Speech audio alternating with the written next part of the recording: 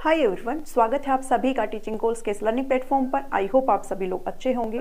HTET की series में CDP का जो हमारा नेक्स्ट टॉपिक रहने वाला है वो है समाजीकरण, सोशलाइजेशन प्रोसेस। समाजीकरण किसी भी बच्चे का कैसे होता है, क्या कुछ चीज़ें इसके अंदर पढ़ेंगे, वो सारी चीज़ें आपके साथ आज डिस्कस करी जाएगी। इसके अंदर जो हम पढ़ने वाले हैं वो आपका समाजीकरण क्या होता है, साथ ही कितने टाइप्स के होते हैं, और जो मेन आपकी चीज़ इसमें आती है वो समाजीकरण के एजेंसीज के बारे में डिस्कस करेंगे। एक्टिव एजेंसी कौन सी होती है, पैसिव कौन सी होती है। सो ये कंप्लीट टॉपिक आज आपको इस वीडियो के अंदर मिल जाएगा। फिर चाहे आपका पीआरटी का पेपर हो, चाहे टीजीटी का, चाहे पीजीटी का, सबके लिए ही मैं आपके लिए सीरीज ला रही हूँ। और इस सीरीज के अंदर आपको जो प्रैक्टिस क्वेश्चंस है वो भी आपको साथ के साथ कराए जा रहे हैं सेपरेट वीडियो के अंदर, जो कि आपको एक ही प्लेलिस्ट में मिल जाएगा। आपको इसके लिए परेशान ना होना पड़े। प्लेलिस्ट का लिंक आपको डिस्क्रिप्शन में मिल जाएगा। आपसे रिक्वेस्ट है कि आप जब भी देखते हैं, कभी भी अगर आप चैनल पर आते हैं, कभी भी अगर आप पढ़ना स्टार्ट करते हैं, तो आप सीरीज से सारी चीज़ों को ज़रूर देखें। चलिए आज के इस वीडियो को स्टार्ट करते हैं। सोशलाइजेशन यानी कि समाजीकरण होता क्या है।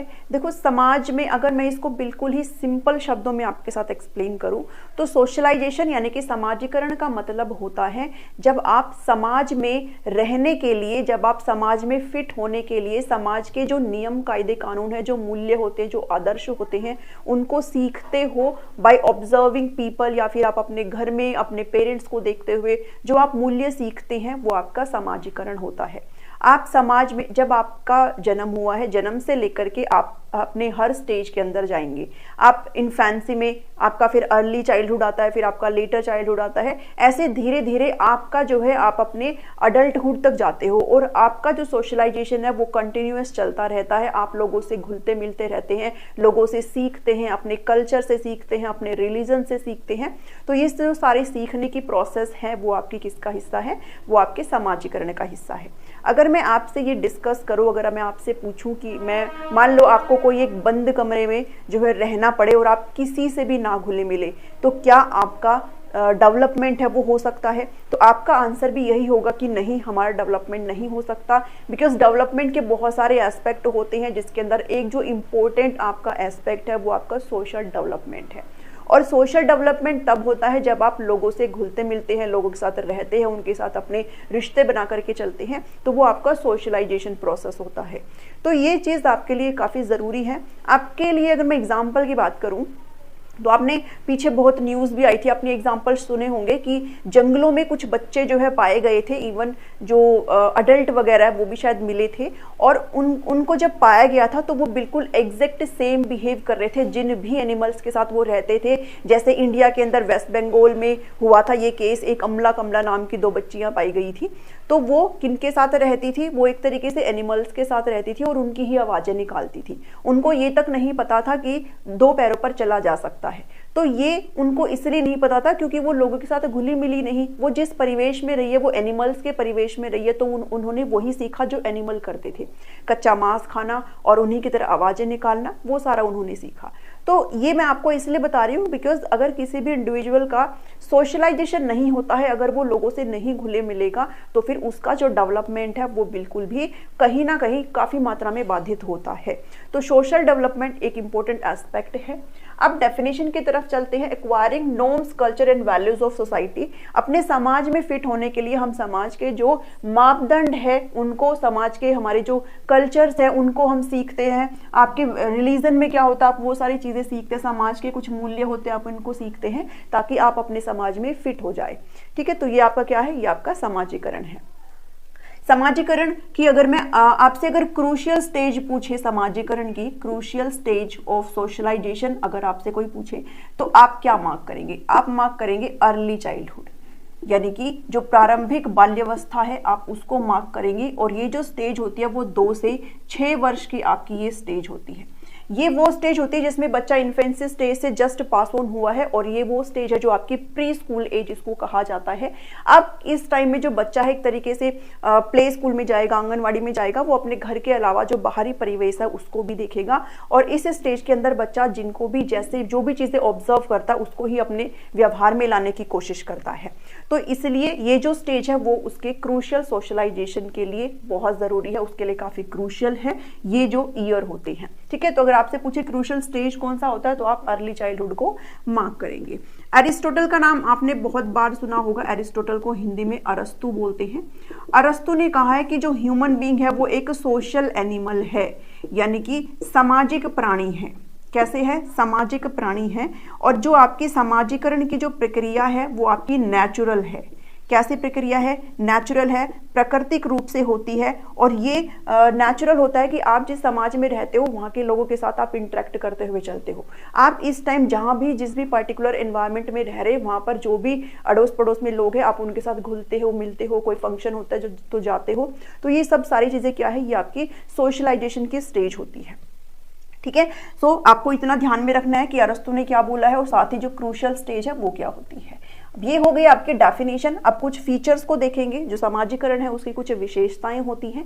उन विशेषताओं में सबसे पहला जो फीचर है वो आपका है कि सामाजिकरण से आपके अंदर बेसिक डिसिप्लिन आता है। जो एक बुनियादी अनुशासन है वो आपके अंदर कहीं ना कहीं आता है। घर में भी पेरेंट्स आपको अच्छी अच्छी बातें बताते हैं, आपको ऐसे वेल मेंटेन रहना है, आपको बड़ों के साथ जो है आराम से तबीयत से बात करनी है, आपको छोटों की भी रिस्पेक्ट करनी है, आपको तमीज से रहना है। और सारे जो स्कूल वगैरह है वहाँ पर भी आपको ऐसे ही डिसिप्लिन में रहना सिखाया जाता है। काफ़ी चीज़ें जो आपके काम की होती है वो आपको बताई जाती है। तो एक जो बुनियादी अनुशासन है, जो बेसिक डिसिप्लिन है, वो भी आपके अंदर सामाजिकरण की वजह से ही आता है। जब आप अपने परिवेश में लोगों को, कोई आपका अच्छा परिवेश है जहाँ पर लोग वेल सेटल्ड है, जहाँ पर आपका जो लोग अच्छे से, जो उनकी स्पीकिंग पावर है वो काफ़ी अच्छी है, तो आप भी कहीं ना कहीं वैसे ही अपनी उसमें ढल जाते हैं। तो इसलिए जो सोशलाइजेशन है वो आपका काफ़ी मैटर करता है। और यहाँ पर आपका जो डिसिप्लिन है वो एक कहीं ना कहीं कंट्रोल्ड बिहेवियर भी आपका यहाँ पर होता है। ठीक है। कंट्रोल्ड बिहेवियर का क्या मतलब है कि आपका जो व्यवहार है ना तो कहीं फालतू ना कहीं पर कम, आपको पता होता है किसी के साथ अगर पेश आना है तो कैसे पेश आना है। तो आपका यहाँ पर कंट्रोल्ड बिहेवियर एक तरीके से होता है अगर आपका समाजीकरण अच्छे लोगों के साथ है तो। ठीक है। सेकेंड जो बात है वो कह रहा है कि socialization is rapid if there is more humanity among agencies of socialization. इसका मतलब क्या है कि सामाजिकरण आपका और भी तीव्र गति से होता है अगर जो एजेंसीज हैं सोशलाइजेशन की, जो एजेंट्स है सोशलाइजेशन के, अगर उनके बीच में ह्यूमैनिटी है, मतलब कि मानवता है। अब हम सबसे पहले एजेंसीज को पढ़ेंगे। आखिर ये एजेंसीज क्या होती है? इनको हिंदी में भी आप ऐसे एजेंट या फिर एजेंसी आप इनको देख सकते हो। ये वो एक तरीके से फैक्टर्स होते हैं जो रिस्पॉन्सिबल होते हैं किसी भी इंडिविजुअल के सामाजिकरण में। जैसे इसके अंदर आपकी फैमिली भी आ जाती है। फैमिली आपकी प्राइमरी है, मुख्य पार्ट प्ले करती है। आपका स्कूल आ गया, आपका रिलीजन आ गया जिस धर्म से आप हैं, आपका कल्चर आ गया, आपकी संस्कृति, सभी के अपने अपने कल्चर, अपने अपने रिलीजन होते हैं। आपका कल्चर आ गया। ठीक है। आपका कोई भी इंस्टीट्यूट है, आपकी कास्ट क्लास है, तो वो सभी इसका हिस्सा होती है। यानी कि जिस भी पर्टिकुलर चीज़ों से आपका समाजीकरण हो रहा है वो आपकी एजेंसीज में काउंट होती है। जैसे फैमिली के अंदर आप अपने मम्मी पापा से सीखते हो, अपने भाई बहन से सीखते हो। आप जो बुनियादी चीज़ें इन्फेंसी स्टेज में बच्चा सीखता है, जो आपके जो लैंग्वेज है वो सबसे पहले आप अपने परिवार की जो लैंग्वेज है वो सीखते हो। तो ये सभी क्या है? आपकी एजेंसीज कहलाती है जिनके थ्रू बच्चे का समाजीकरण होता है। ठीक है। अब जो पॉइंट ये कह रहा है, ये वो कह रहा है कि अगर इनके बीच में ह्यूमैनिटी है, इसका मतलब हम एग्जाम्पल से समझेंगे। एग्जाम्पल से काफ़ी अच्छी चीज़ें आपको समझ में आ जाएगी। एग्जाम्पल के थ्रू हम ऐसे बात करते हैं। मान लीजिए एक एजेंसी आपकी स्कूल है और एक आपकी क्या है? फैमिली है। ठीक है। तो स्कूल के अंदर आपको बेसिक डिसिप्लिन की जानकारी दी जाती है, बेसिक नॉलेज आपको दी जाती है, आपको किस तरीके से रहना है। भाई घर से, स्कूल से जब आप घर जाते हो तो आपको अपने व्यवहार में सेम चीज़ रखनी है, आपको अपना होमवर्क अच्छे से करना है एंड सो ऑन आपको अच्छी अच्छी चीज़ें यहाँ पे बताई जाती है। तो एक तो ये एजेंसी हो गई। अब मान लो फैमिली के अंदर आपका एनवायरनमेंट वैसा नहीं है। फैमिली के अंदर जो पेरेंट्स है वो सारा दिन चिक चिक लड़ाई झगड़ा करते रहते हैं या फिर एक दूसरे के साथ अभद्र भाषा में बात करते हैं। तो अगर ऐसा एनवायरनमेंट है तो दोनों के बीच में एक तरीके से कॉन्फ्लिक्ट हो गया। ठीक है। दोनों के बीच में ह्यूमैनिटी नहीं हुई, कॉन्फ्लिक्ट हो गया। तो ऐसे केस में बच्चे का जो डेवलपमेंट है वो कहीं ना कहीं डाउन हो जाता है। बच्चा चीज़ों को समझ नहीं पाता है, यहाँ मानूं या फिर यहाँ जाऊं। और जब फैमिली का एनवायरनमेंट भी आपका सेम है, जैसे आपका स्कूल के अंदर चीज़ें बताई जा रही है वैसे पेरेंट्स भी बच्चे को कहीं ना कहीं डिसिप्लिन रख रहे हैं, बच्चों को अच्छी अच्छी बातें बता रहे हैं, तो यहाँ पर जो बच्चे का जो डेवलपमेंट है वो कहीं ना कहीं क्या होगा? इंक्रीज होगा। ठीक है। तो ह्यूमैनिटी का मतलब यही है। अगर किसी भी दो एजेंसीज में कॉन्फ्लिक्ट है तो फिर समस्या आती है, और अगर चीज़ें सेम चली आ रही है या फिर अगर कोई दिक्कत नहीं है फिर डेवलपमेंट आपका सेम पेस में चलता रहता है। थर्ड पॉइंट है कि आपका जो सोशलाइजेशन है वो फॉर्मली भी होता है और आपका इनफॉर्मल भी होता है। फॉर्मल मतलब औपचारिक रूप से, अगर मैं फॉर्मल सोशलाइजेशन की बात करूं तो मतलब आप डायरेक्टली इंटरेक्ट करते हैं लोगों के साथ, ठीक है, आप जो है प्रत्यक्ष रूप से लोगों के साथ मिलते हैं, उनसे सीखते हैं, तो वो आपका जो डायरेक्ट सोशलाइजेशन हो जाता है वो आपका फॉर्मल हो जाता है। जैसे स्कूल में, ठीक है, जैसे स्कूल में आप डायरेक्टली जा करके अपने टीचर से बात करते हो, अपने पीयर से बात करते हो। फैमिली के अंदर आप अपने पेरेंट्स के साथ जो है डायरेक्टली इन्वॉल्व होते हैं, ठीक है, कोई भी इंस्टीट्यूशन है, कोई रिलीजन वगैरह, तो आप लोगों से डायरेक्टली इन्वॉल्व होते हैं, तो वो आपका डायरेक्ट एक तरीके से सोशलाइजेशन होता है। बट ऐसा नहीं है ना कि आपका सिर्फ स्कूल में या फिर फैमिली में ही आपका सोशलाइजेशन होता है, आपका इनडायरेक्ट तरीके से भी, अप्रत्यक्ष रूप से भी सोशलाइजेशन होता है, ठीक है। तो आपका सोशलाइजेशन यानी कि सामाजिकरण दोनों ही तरीकों से होता है। अब एक आती है आपकी सोशलाइजेशन एक कॉन्टिन्यूअस प्रोसेस है। सोशलाइजेशन जैसे आपका डेवलपमेंट आपकी एक सतत प्रक्रिया है, आपकी वोम से टोम चलती रहती है, ऐसे आपका सोशलाइजेशन जो है वो आपका चलता रहता है। आपका जो है एक ये सतत प्रक्रिया आप इसको भी कह सकते हो, ठीक है, आपका सोशलाइजेशन चलता रहता है। और ये जो बात करी है सोशलाइजेशन एक कॉन्टिन्यूअस प्रोसेस है, इसके बारे में किन्होंने कहा है?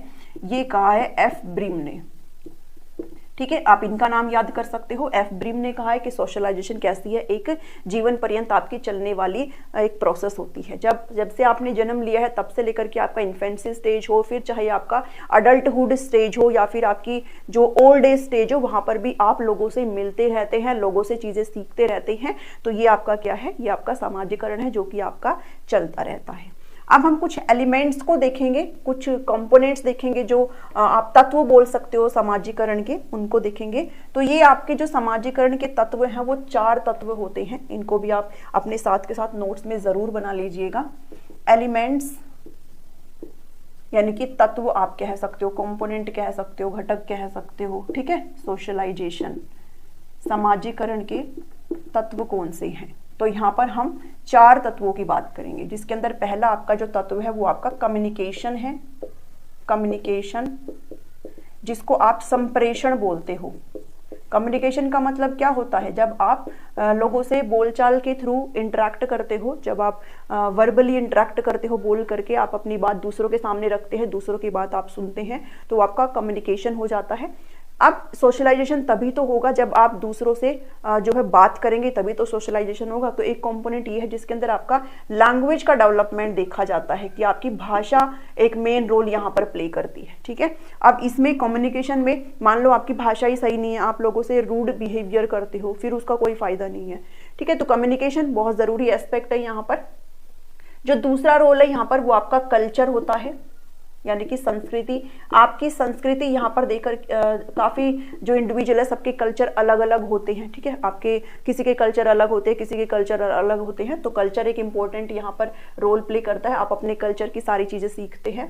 उसके बाद है आपका एक होता है आपका रोल एक्सपेक्टेशन, रोल एक्सपेक्टेशन, और एक होता है आपका रोल परफॉर्मेंस, ठीक है। ये 4 एलिमेंट्स हैं जिसको आप जरूर भी ध्यान में रखेंगे। रोल एक्सपेक्टेशन का मतलब होता है जब आप समाजीकरण होता है तो आपसे एक्सपेक्ट किया जाता है भाई आपके क्या रोल है समाज में। जैसे अगर मेल है या फिर फीमेल है तो मेल से एक्सपेक्ट किया जाता है भाई पढ़े लिखेगा, बड़े होकर के अच्छे से वेल सेटल्ड होगा, नौकरी करेगा, ये फलाना ढिमका। तो मेल के अपने अलग होते हैं। फीमेल का जनरली ये चीजें ऐसे होता है भाई जो फीमेल है तो फिर आज के टाइम में तो ऐसा नहीं होता है, बट फीमेल है तो फिर वो सफाई करेगी, खाना बनाएगी, ठीक है। बट आज के टाइम में ऐसा नहीं होता है, सभी बराबर है और ये आपको भी पता है, हमें भी पता है। तो फीमेल्स के अपने रोल एक्सपेक्टेशन होते हैं, भाई शादी करके दूसरे घर जाएगी, ठीक है। तो ये अपने रोल एक्सपेक्टेशन है। और जब ये रोल एक्सपेक्टेशन हो जाता है तो फिर यहाँ पर देखा जाता है आप कैसे इनका परफॉर्मेंस कर रहे हो, भाई आप कैसे इस चीज में अपना परफॉर्म कर रहे हैं, कैसे आप उस चीज के अंदर अपना हुनर दिखा रहे हैं, ठीक है। तो ये 4 एलिमेंट्स हैं जिसको आपने ध्यान में रख लेना है।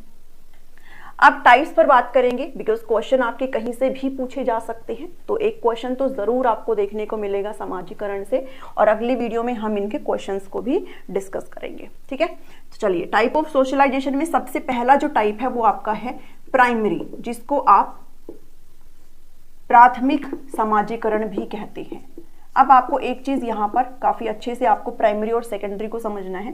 प्राइमरी सोशलाइजेशन आपका कब होता है ये आपको ध्यान में रखना है, इन्फेंसी एंड अर्ली चाइल्डहुड या फिर आप बाल्यावस्था, चाइल्डहुड स्टेज आप यहाँ पर लिख सकते हो। शैशवावस्था, जब बच्चा बहुत छोटा है, बिल्कुल ही पूरी तरीके से अपने पेरेंट्स पर डिपेंडेंट है, शैशवावस्था। और बाल्यावस्था, बाल्यावस्था, ठीक है। और अगर बेसिक बात करो तो फिर अर्ली चाइल्डहुड। अब यहाँ पर जब बच्चा पैदा हुआ है तो स्टार्टिंग के जो ईयर्स होते हैं, जो 2 साल होते हैं, उसमें तो बच्चे को कुछ भी नहीं पता है। अब वो पूरी तरीके से डिपेंडेंट होता है, और अगर किस पर डिपेंडेंट होता है तो वो डिपेंड होता है अपनी मदर पर, ठीक है। बच्चे के सोशलाइजेशन के लिए जो क्रूशियल पर्सन अगर आपसे कोई पूछे तो वो कौन होता है, वो बच्चे की माँ होती है। बिकॉज अगर बच्चे को फीडिंग का काम हो या बच्चे का नैपकिन चेंज कुछ भी काम हो, तो नहाना धुलाना तो वो कौन करती है, वो मदर करती है। और बच्चा यहाँ पर चीजें बेसिकली सीखता है, वो अपने लैंग्वेज सीखता है, यहाँ पर चलना सीखता है बच्चा। जो बेसिक चीजें हैं, बेसिक नॉलेज की चीजें हैं, वो बच्चा अपना इस स्टेज के अंदर यहाँ पर सीखता है।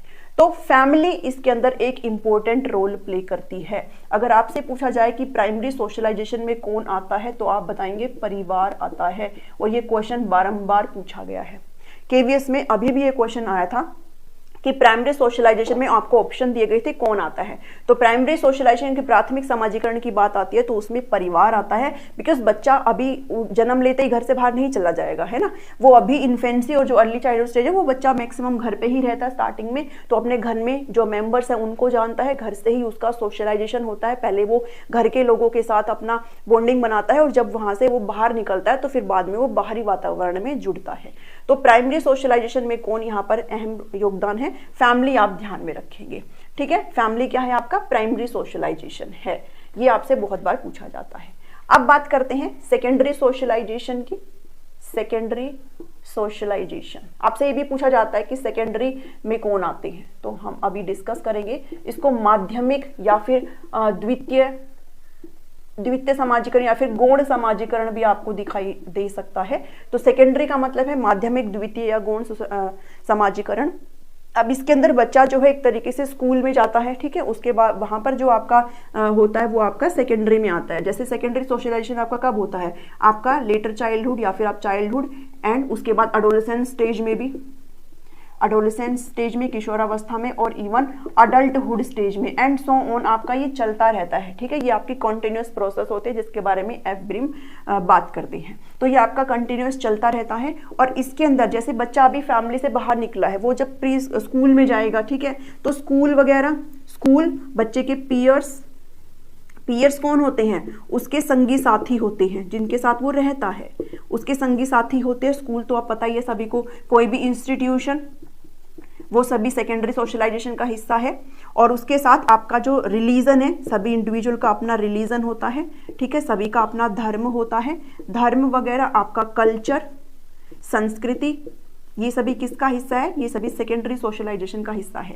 इसके साथ साथ आपके कास्ट वगैरह, कास्ट एंड क्लास, ये सभी किसका हिस्सा है, ये सेकेंडरी का हिस्सा है। तो आपसे ये भी पूछ लिया जाता है, तो बताओ ये सभी किसके हिस्से हैं, ठीक है। तो आप ये प्राइमरी में आते हैं, सेकेंडरी में आते हैं, किस में आते हैं, तो आप ये चीजें ध्यान में रखेंगे, ठीक है। उसके बाद चलते हैं नेक्स्ट की तरफ, जो कि आपका है जेंडर सोशलाइजेशन। नेक्स्ट जो टाइप है वो आपका है जेंडर सोशलाइजेशन, यानी कि लैंगिक समाजीकरण।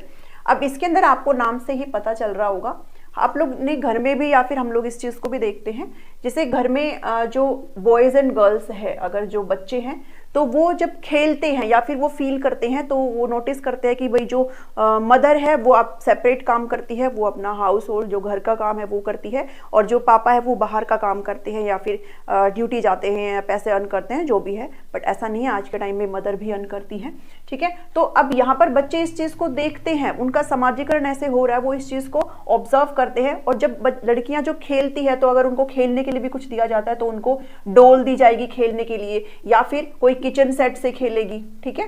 तो वो जस्ट बिकॉज अपनी मदर को देखती है, तो वो जस्ट ऐसा ही बनने की कोशिश करती है किचन सेट से। अगर वो कहीं पर रोल प्ले करेगी तो वो भी किसका प्ले करेगी, तो वो भी वो मदर का प्ले करेगी, बिकॉज वो चीजें देख रही है, ऐसे लोगों को वो ऑब्जर्व कर रही है। बॉय है तो बॉय अपने रोल प्ले करेंगे, ठीक है, जो जेंट्स पार्ट है वो रोल प्ले करेंगे। अगर खेलेंगे तो कोई भी कार से खेलेंगे, जीप से खेलेंगे, ट्रक से खेलेंगे, तो वो बच्चों के उसमें होता है। और हमारे समाज के आज के टाइम में ये चीजें वैसे तो कम ही है, बट पहले ज्यादा थे कि अगर फीमेल है, अगर मदर है तो वो घर पे ही रहेगी, घर का ही काम करेगी, पापा वगैरह है तो वो बाहर ही जाएंगे, बाहर का ही काम करेंगे, घर में नहीं करेंगे। बट ऐसा कहीं पर भी किसी भी किताब के किसी भी कोने में नहीं लिखा हुआ है कि अगर जेंट्स है या फिर अगर फादर है तो वो घर का काम नहीं कर सकते, ठीक है। ये हमारी पहले की जो धारणाएं हैं आज भी वैसे चली आ रही हैं ये चीजें, बट ऐसा जरूरी नहीं है, इस सोच को हमें बदलने की जरूरत है। नेक्स्ट जो आपके लिए रहने वाला है जो टाइप्स है वो आपका अडल्ट सोशलाइजेशन रहेगा। आपका सोशलाइजेशन जो है वो हर स्टेज में चलता रहता है, ठीक है, फिर चाहे वो अडल्ट हो, चाहे आप एक वयस्क बन चुके हैं तब भी ये चलता रहता है।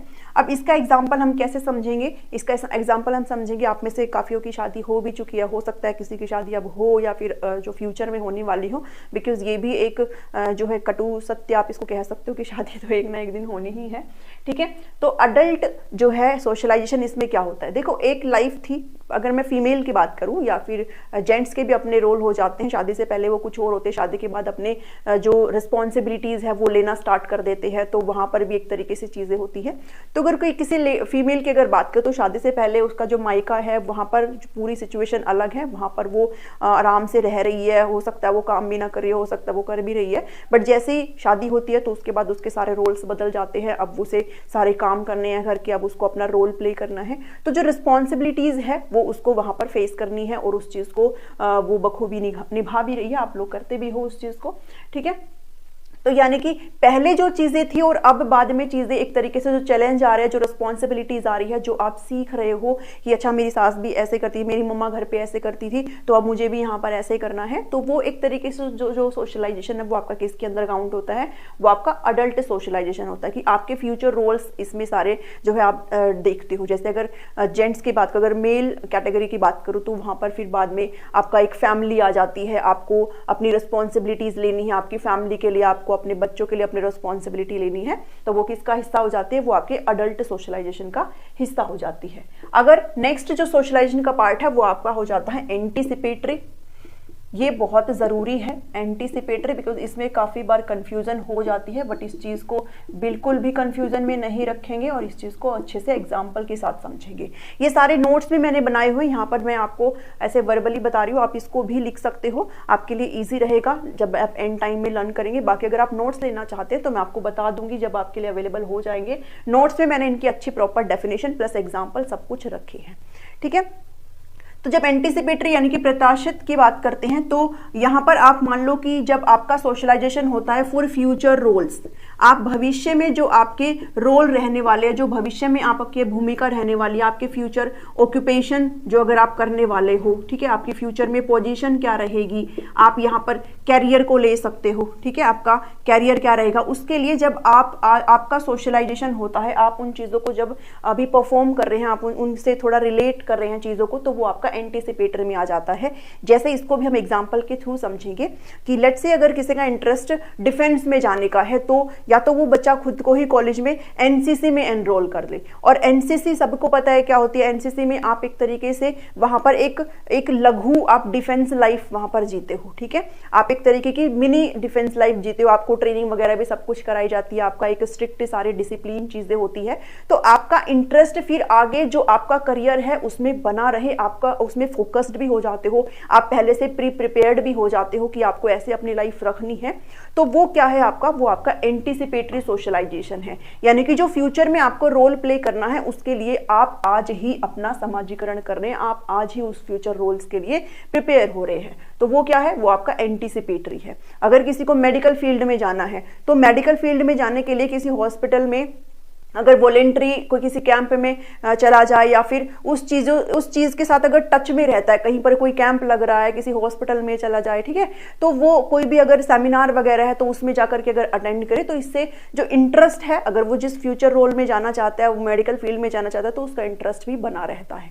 तो वो क्या है, वो आपका एंटीसिपेटरी सोशलाइजेशन है। जब आपका सोशलाइजेशन किसके लिए, जब आपके फ्यूचर रोल के लिए आपका सोशलाइजेशन होता है। नेक्स्ट जो आपका टाइप है वो आपका है रीसोशलाइजेशन। जो 6th टाइप है वो क्या है? रीसोशलाइजेशन।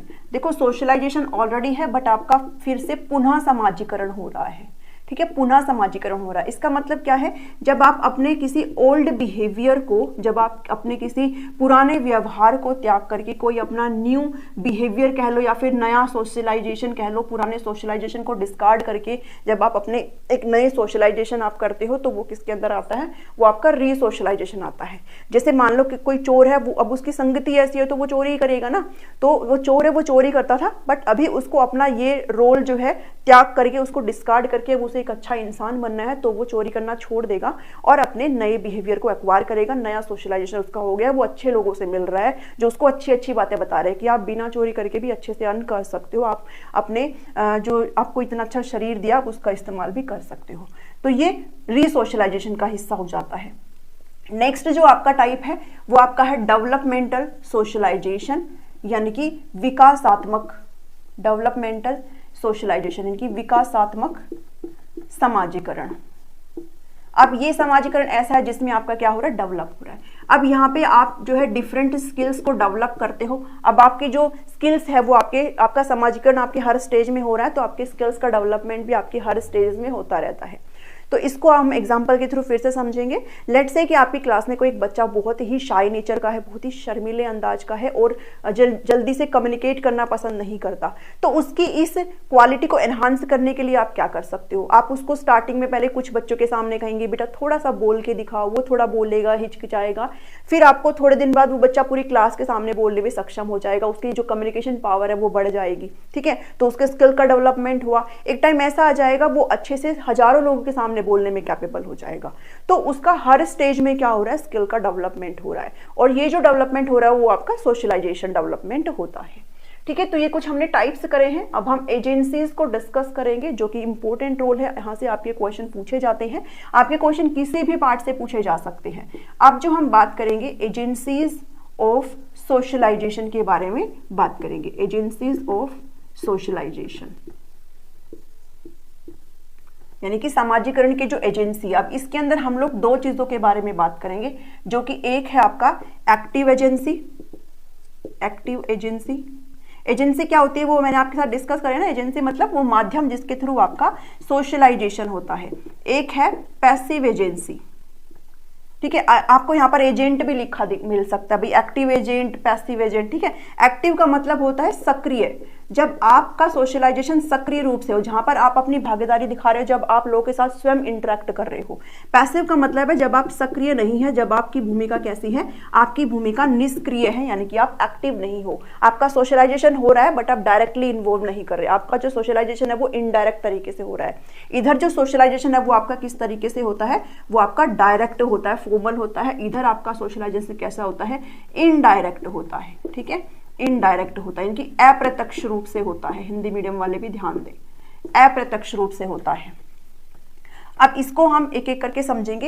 एक्टिव एजेंसी के अंदर कौन कौन से आते हैं? एक्टिव एजेंसी के अंदर आपकी फैमिली आती है, जो आपका परिवार है वो आता है। और परिवार आपको ध्यान में रखना है कैसा सोशलाइजेशन है? प्राइमरी सोशलाइजेशन है, ठीक है। परिवार के अंदर जो मदर है इंपॉर्टेंट रोल प्ले करती है, बच्चे के लैंग्वेज डेवलपमेंट काफी अहम होता है यहाँ पर।